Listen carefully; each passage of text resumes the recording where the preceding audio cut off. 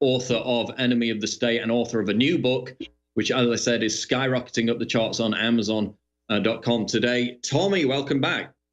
Hello, Paul. Thanks for having me.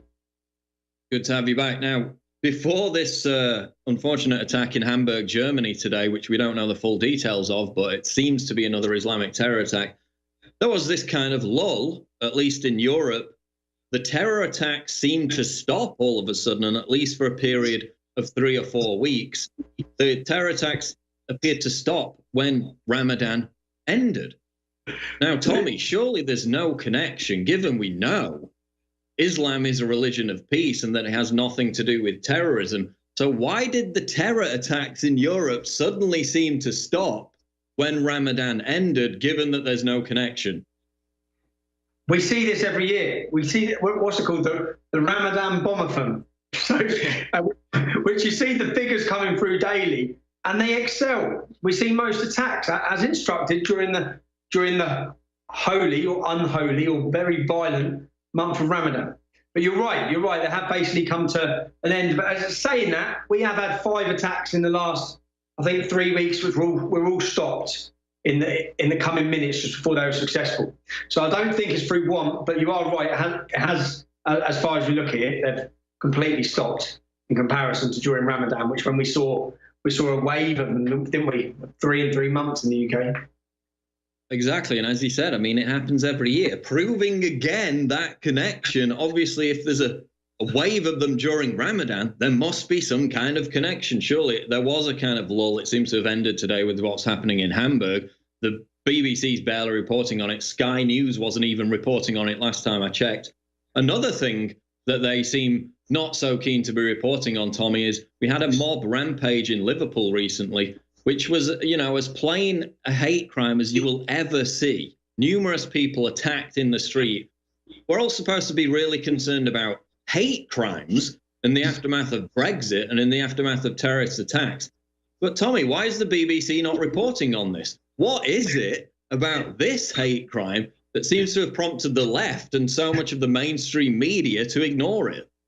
And let's have the details as well of this crime. The details are young Muslim men. They stopped a Muslim man. They said to him, "What religion are you?" And he said, "Muslim." They said, "Say the Muslim word." And he said, "There is no prophet but Muhammad." So then they left him. They walked on. They stopped the next man. "What religion are you?" "I'm Christian." Bang. They violently beat him. His girlfriend tried to stop them. These weren't just hate crimes where it was a group attacking a man. They're attacking men who were with their partners, with their girlfriends. One of the victims, this is where we see Stockholm Syndrome in Europe. One of the victims was a Labour councillor. Now, that Labour councillor, he put out yesterday saying he's not happy with the way it's been reported, because the headline read, "Muslim mob attack non-Muslims for being white." Completely accurate headline, completely accurate. Completely accurate when you hear the details of what's happened. He wasn't happy with that headline. He was the man that's been beaten up, one of the men that's been beaten up. But these men went through the streets attacking and attacking and attacking. And thankfully, the first Muslim man that they stopped, he'd rang the police, because in his mind, they were asking him, is he Muslim? Because if he wasn't, they were going to kill him, which is what they went on to do. They went on to attack. And the reason why this plays a part for me is Liverpool, 1% of that city is Muslim. I get told by so many of my friends who live in Liverpool, Muslims could not get away with doing that in our city when they talk about all the things that are happening. Well, I found shops that were being used for grooming in Liverpool, in Birkenhead, where they were raping the young girls. Now we see these sorts of attacks. Now, just imagine, which I say to people in Liverpool, Luton has a population that has 30 times more Muslims in percentage in the city than what Liverpool has. Look what's already happening. Look what's already happening. And you're right, this is a hate crime that no one spoke about. The only hate crimes we hear about is a dirty look on a bus or someone tweeted something offensive. And if that was the case, those sort of stories go completely viral. We all see them go viral whenever they happen. I think this has only been reported originally in the local newspaper until people have picked up on it and it's got out now. Well, of course, we had another, what they call a hate crime back a few weeks ago, probably about 6 weeks ago after the Manchester attacks in Liverpool, where it was a guy on a Facebook video threatening with words to slice Muslims' ears off with a machete. Fair enough. That's a hate crime. It was reported by everyone. It was reported by the BBC.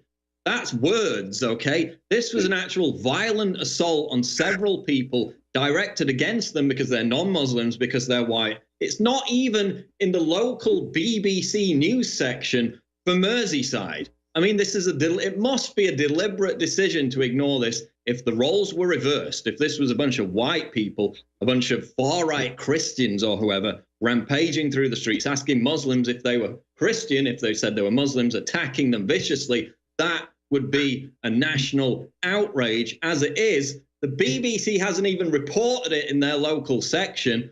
And these guys, Tommy, they're going to be in jail. They've got sentences for about 42 weeks. They're probably going to be out on the streets again within months. And no one will even have heard of this because they're not reporting on it. Well, but they've gone to Jihad University as well.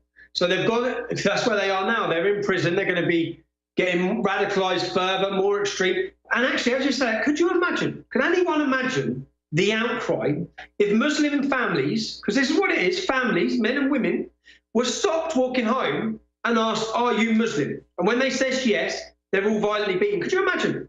Imagine that it wouldn't just be national outrage, it would be international, it would be worldwide. Everyone would be talking about it. But again, and if I draw another time, you know, for example, what happened with myself recently at Ascot, where I was followed and I was harassed, and then in the end I was attacked, and I defended myself. That story, if you look through the media, I mean, like every single news outlet, even in Ireland, in Wales, in Scotland, from the top down, from the national newspapers to the local newspapers, to the Luton Gazette, to the Luton News, to the Dunstable Gazette, to the Merseyside Gazette, every single newspaper run that headline with that 17 clips of footage, which just show me in a negative portrayal. Yet go online, find any of the footage of Muslims instantly attacking me in unprovoked attacks. They're never shown anywhere. So again, we know ourselves, and your viewers know as well, there is a complete agenda. There's a complete agenda to hide the truth, to lie, and that's what we're seeing.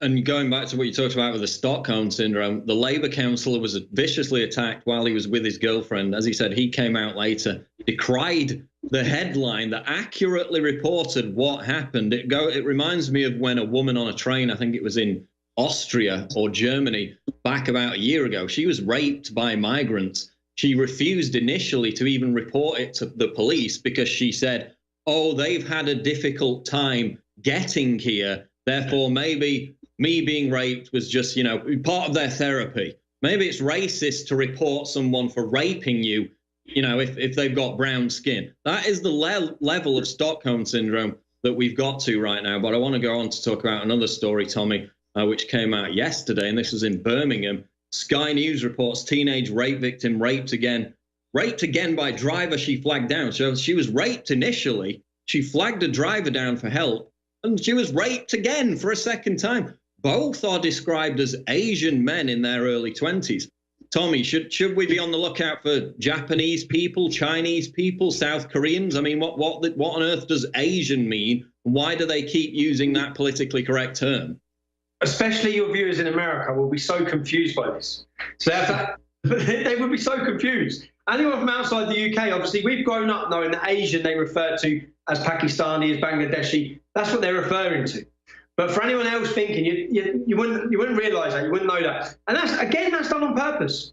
That's done to demonise and broaden who it could be. We know who it is. I could put my life, I could put my house on the fact that both those men are Muslim men. Both of them, if they were described accurately, would be described as Pakistani Muslims.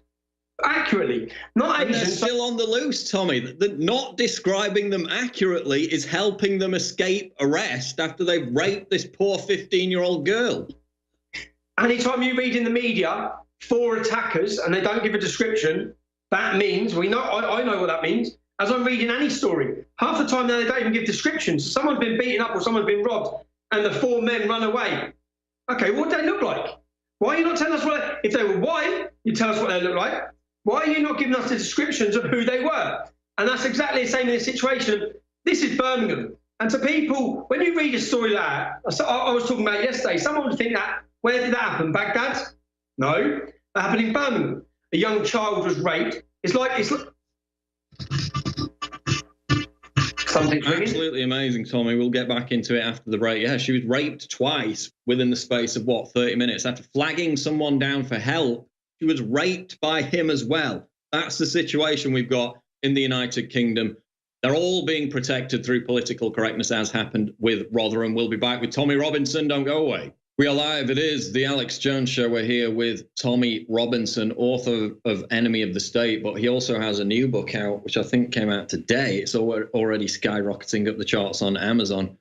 Tommy, tell us about that new book, because it's basically an explainer on the Koran, as far as I can tell. Obviously, I haven't got my hands on it yet.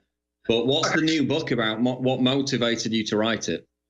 So what the book is the Quran in chronological order. That's a chronological order, not that I'm giving, the Islamic scholars have given.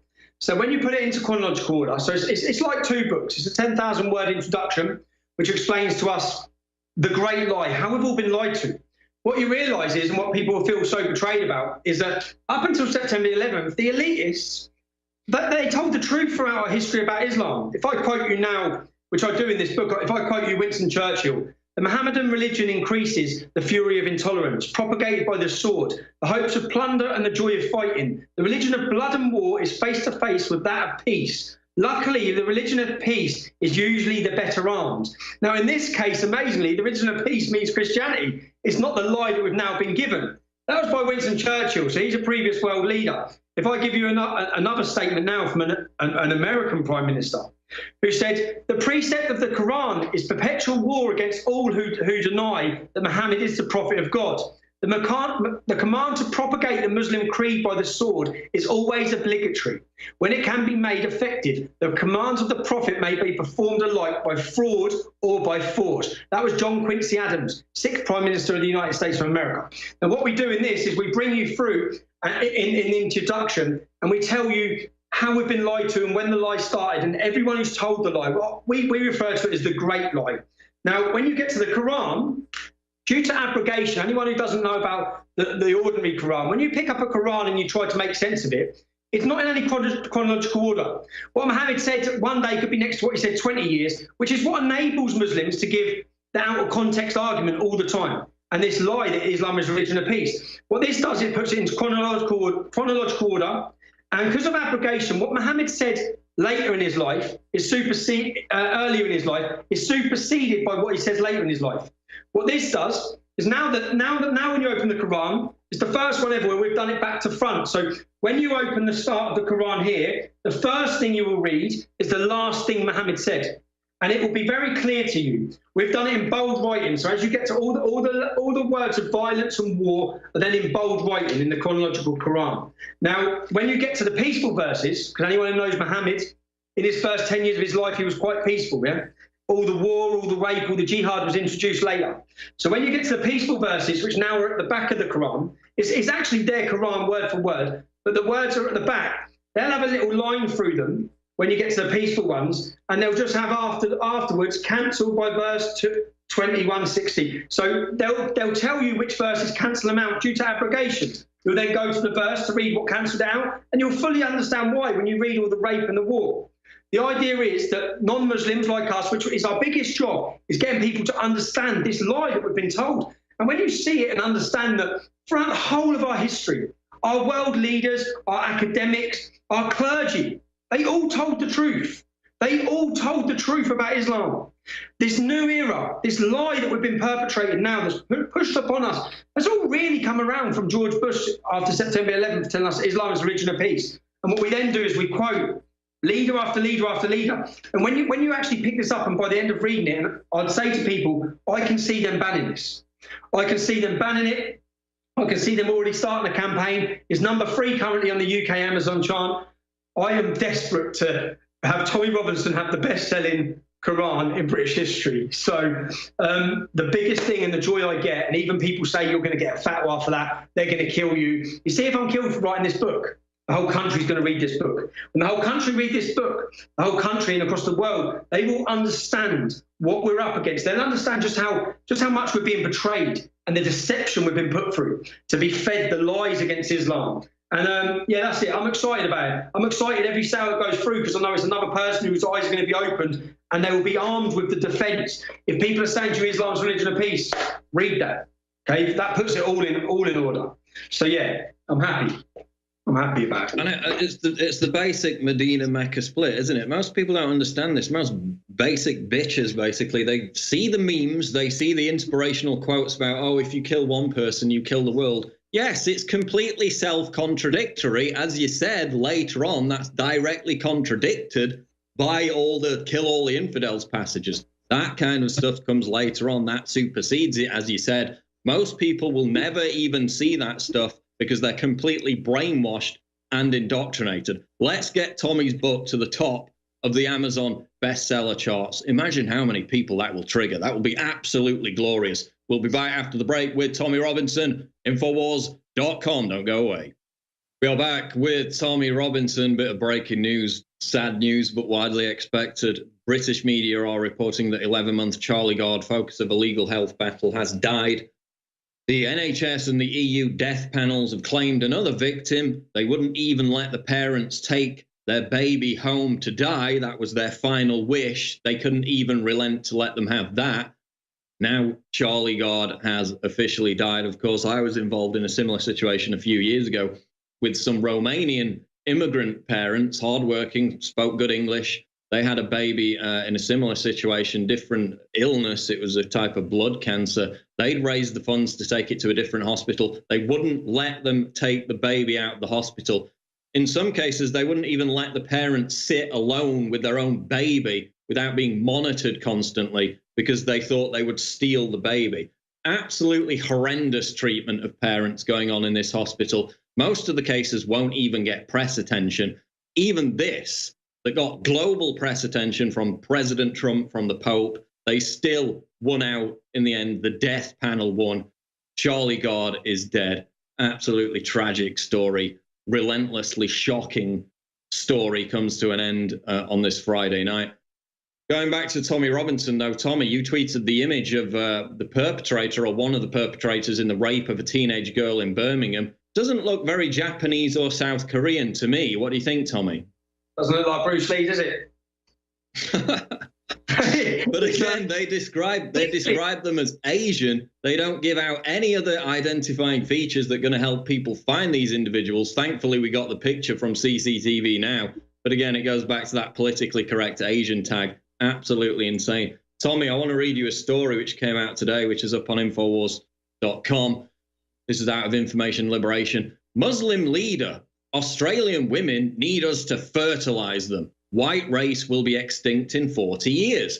The Muslim president of the Halal Certification Authority in Australia reacted to news of allegedly falling sperm counts in white males with glee, saying the white race, this is a quote, the white race will be extinct in 40 years and Australian women need Muslims to fertilize them.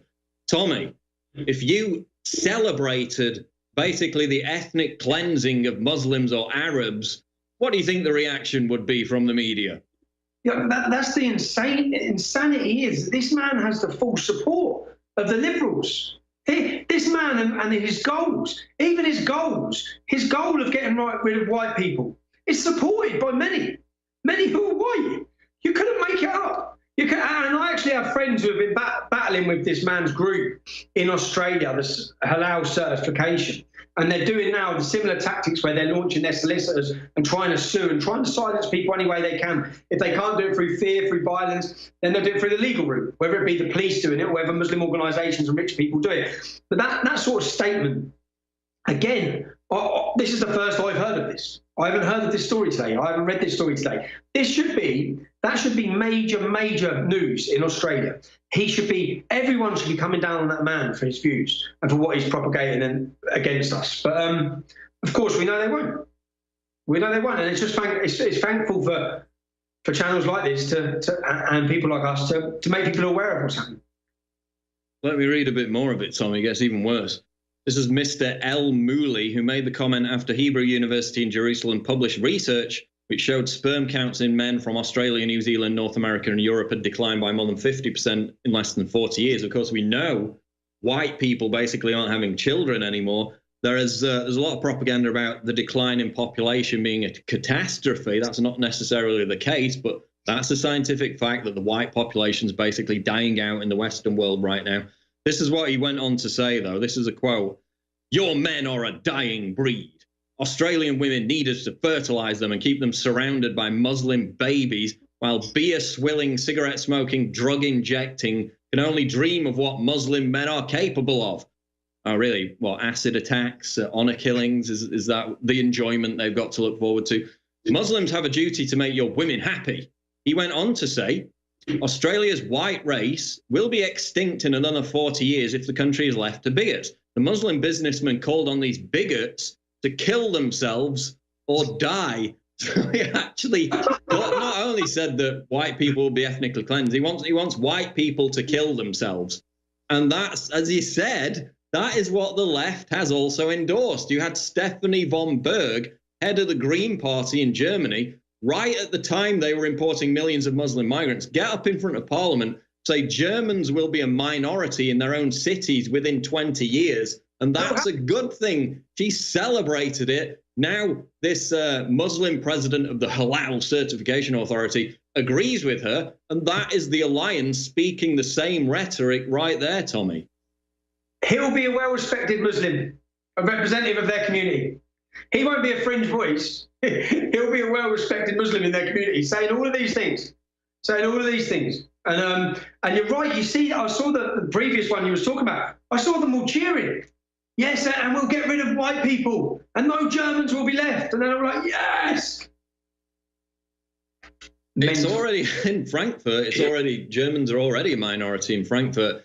You know, white English people are already a minority in London. Any other city in the world, imagine if ethnic Chinese people were a minority in Beijing. Imagine if ethnic Japanese people were a minority in Tokyo. That would not be normal. But it's only in the West that we're told that that's completely normal, to the point now, Tommy, where the BBC had an educational cartoon about a typical family. Now, this was their word, a typical family in Roman Britain 1,500 years ago. And they depicted this family as black.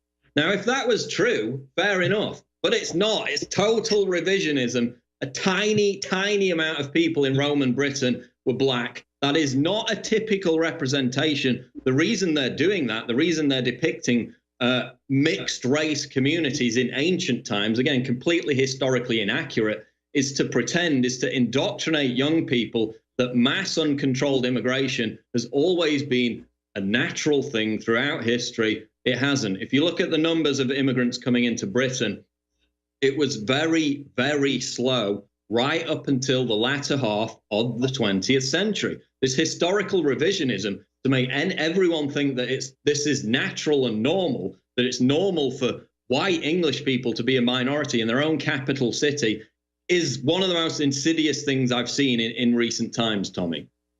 How quickly they've accelerated it. You know, you talk about white English people being a minority in their capital city. In my hometown, I've been brought up in, white English people are a minority. Now, what you have to look at to understand what's happening and how fast it is happening is the government projected growth forecast by 2030, which is what now, 13 years away. The Pakistani and Bangladeshi community of Luton will increase by 70 to 77%. The white community will stay the same by 1.3%. Now, when you look how many people there are now, and it shows the decline that's going to happen, there's literally going to be no white people left in 15 years in my town of Luton. Now, how quickly that has happened, and the generation I feel sorry for, and the generation that are born into this, because you're right, they want them to believe this is normal, because to many of them, that's all they've known. Now, I can remember Luton. I can remember just 20 years ago, I can remember how bad it's got. But any children born 10 years ago, five years ago even, this is all they know. This is all they're going to have seen. They're only going to experience seeing majority Muslim towns and cities, and that this is the norm, and that this is the way it is, and you don't have all those freedoms, you don't have all that enjoyment. That is life, and that's due to the acceleration of how quickly it's happened, but how it's being celebrated and really getting the British public to wake up, or the general European public to wake up. So this is happening, and if you don't think that this conflict can happen because we're Britain and we're better than that, it's the same Islam. It's the same Islam that's brought 45 countries to civil conflict. It's the same if you look even 20 years ago, if you look in Serbia, just 20 years ago, there was a war zone. It was a war. And I just think people are so naive to thinking that can't happen here. That will happen here. And even I quote in a video I've done earlier, the previous French Prime Minister just recently said civil war is coming to Europe. Civil war is coming and we must brace ourselves for it. And when you say things like that, people are so shocked by it. But they shouldn't be. This era of peace that we have, this generation of peace that we have, it's unheard of. And why would it be any different for the next generation when we have imported a completely intolerant and violent extreme ideology into our country, which is propagating subjugation against us, intolerance against us, war against us? I'm terrified for what the future brings. And the demographic will change. When you talk about those figures, it wouldn't be that alarming if it wasn't at the hands of an intolerant ideology. That were the excelling numbers. They're the only numbers that are excelling. The black community, the black non-Muslim community are not excelling in numbers. The Chinese community aren't. The Hindu community aren't. The Sikh community aren't. No one else is. This complete explosion in growth, which people have to ask, why is it? Why is it on average Muslims have 8 babies on average in France, over 5.5 on average in the UK? This is happening across the whole of Europe. And we should be afraid. And if it was a compatible culture, if it was Sikhs that were exploding in birth rate, it wouldn't be a problem. But it's the fact that this is not compatible. Again, we should be terrified of what's coming. But being terrified of what's coming, Tommy, doesn't mean, and I get this, you probably get this as well, that we're frightened of Muslims. This is one of the few things the left tries to throw at me, particularly because they've got no argument. Oh, you're frightened of Muslims. So I say, okay, if I was frightened of Muslims, I wouldn't criticize Islam. If I was frightened of Muslims, I wouldn't continue to criticize Islam after receiving death threats. And of course, you've received many more death threats than me. You receive violent threats on Twitter on a daily basis. Tommy, if I was frightened of Muslims, I wouldn't live in South London where there are lots of Muslims. I'd live somewhere like the Cotswolds where it's 98% white. If I was frightened of Muslims, I'd pander to Muslims and I'd make apologies for Islam. Tommy, if I was frightened of Muslims, I'd behave like the left. So they're the ones who are frightened of Muslims. Technically, they're the Islamophobes because they're frightened of Muslims. They've submitted. I keep saying every time, does it look like we're frightened? Does it look like we're frightened? You're literally out on the street like every other week getting into physical confrontations with Muslims who come up to you. But no, we're frightened of Muslims. Okay. See, that's just the paucity of arguments they have left. That's what they resort to. Absolutely insane. I want to bring up something else, though. We touched on it earlier. The left aligning with Islam, the progressive, tolerant left aligning with the most regressive belief system the world has ever seen. You've got this guy on Twitter.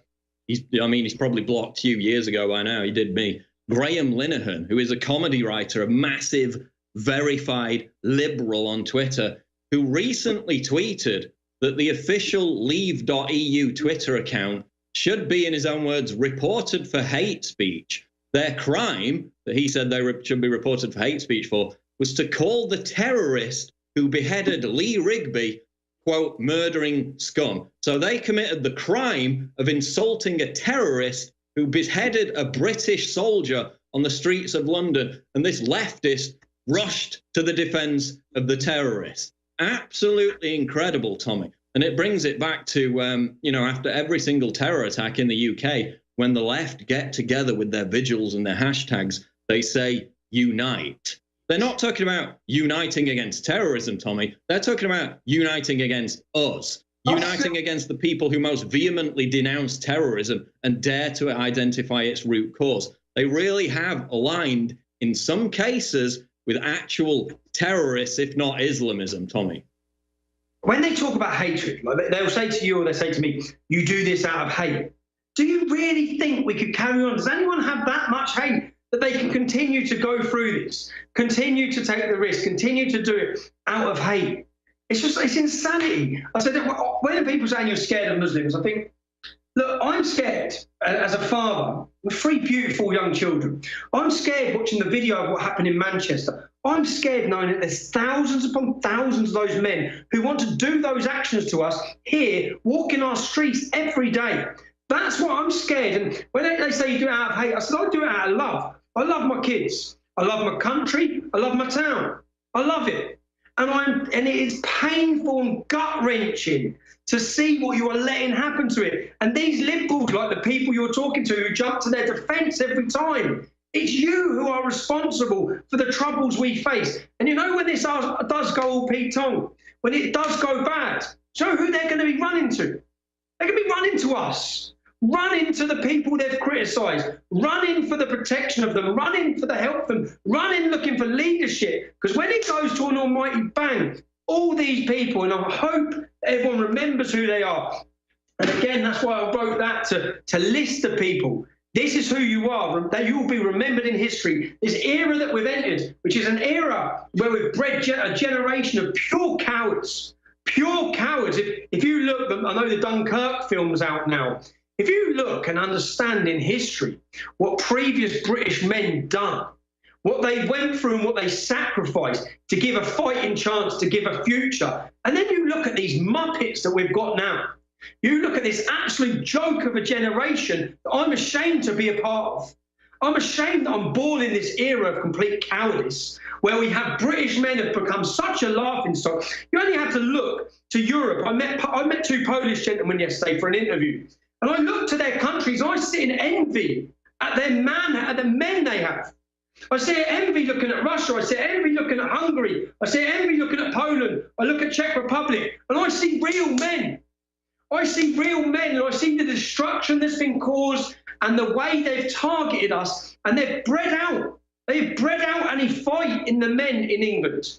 And we now sit back and we scratch our heads and we wait to watch the next attack, where our military are beheaded or our children are blown to pieces. And the whole time while we do that, these liberals and these elitists who are in control of the media, who are in all their positions of power, they scream down at us. They scream and condemn us. It's absolutely insane. And I pull my hair out daily with it, as anyone can imagine, everyone sees. But I get so frustrated. And again, unfortunately, Paul, we're in this era in history, everyone will look. Whether it be 8 years ago when people viewed me as an extremist, when I see people saying the same things against yourself, saying things against any people on our side, as the years go on, people will look back, they will learn and listen, and when things go wrong, they will look to the people who they can trust, and they will trust the people that told them truth in the time of hardship. The people who stood against everything else and said, this is what's happening, this is Islam, this is who's doing it, this is who's facilitating it, and they'll look to us. So I sit comfortably in that, and I know yourself as well. And I sit comfortably that more people than ever are awake. More people are waking up. But what it will take to really give Englishmen back their fight, and when that line awakes, I'm crying for the day. I'm crying for the day. Absolutely amazing, Tommy. I mean, yeah, every time I look in the mirror, I know for a fact I'm standing on the right side of history, okay? You can't level that charge against me. We do this with vehement passion, and it's born solely out of love. We'll be back with Tommy Robinson on the Alex Jones Show live after the break, Infowars.com. Going back to Tommy Robinson. Tommy, you've got an event coming up tomorrow in Sunderland, up in the north of England. An update on the shopkeeper who was harassed by police for the "Don't Fund Terrorism" sign that he put up outside his shop. What's happening in Sunderland tomorrow?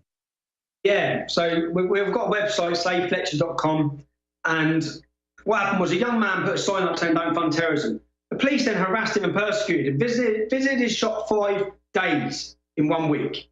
Now, we all know how hard it is to get police officers. This come from the council, so the council's campaign was to stop him as well. They got involved.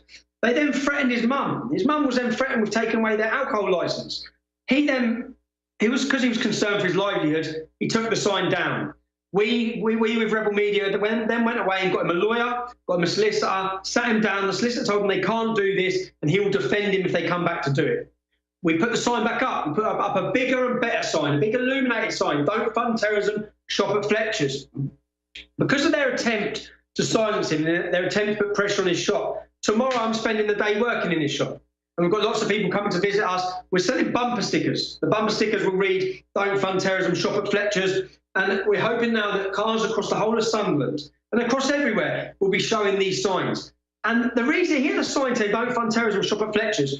A Muslim business just 2.2 miles away from his shop.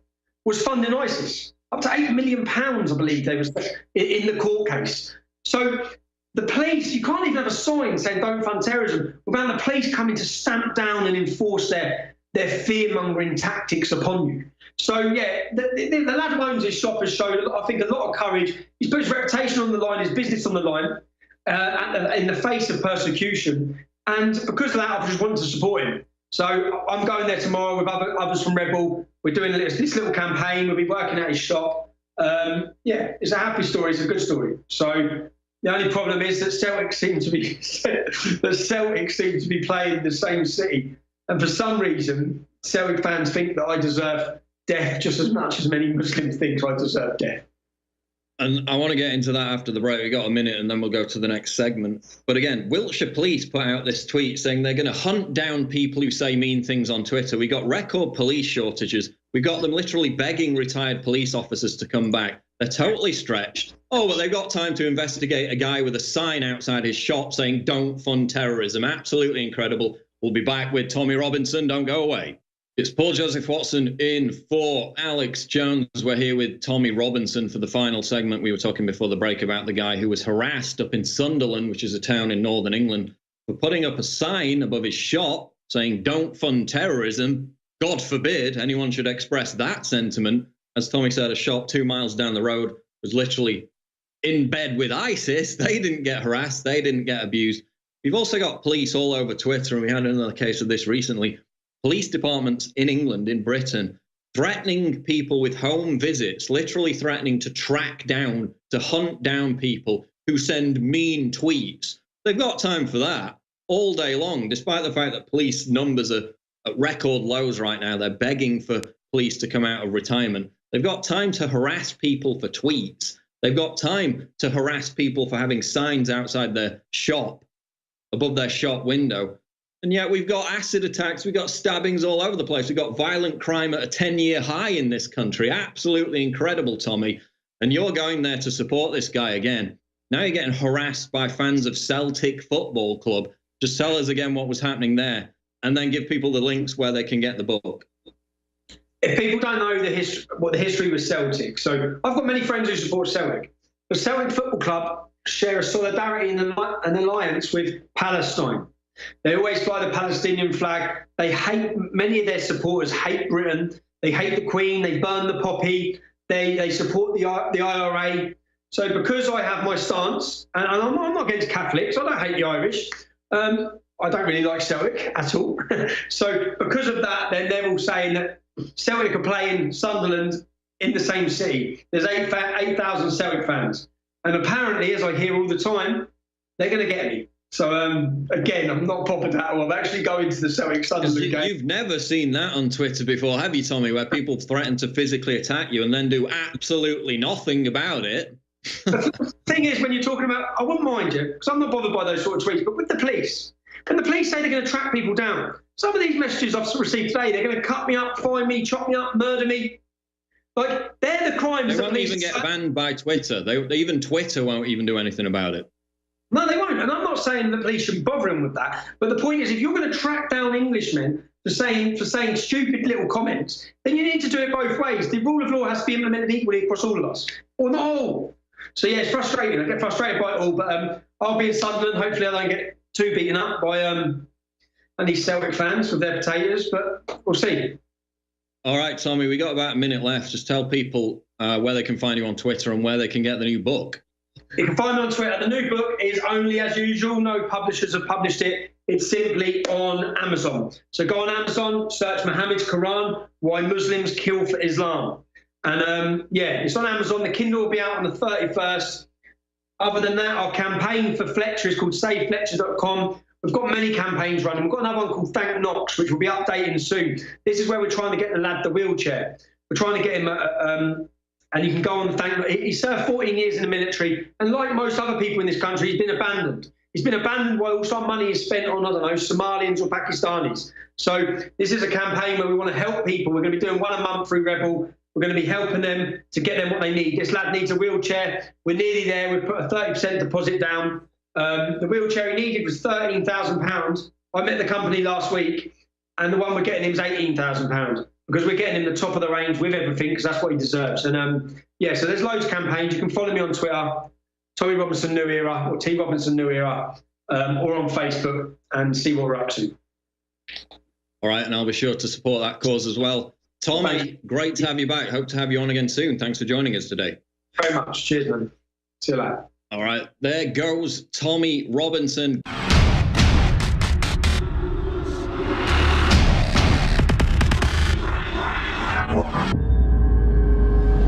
What could be more triggering to libtards than my face and this slogan? Get your new premium quality "Conservatism is the new counterculture" t-shirt right now at InfoWarsStore.com and let the butthurt commence.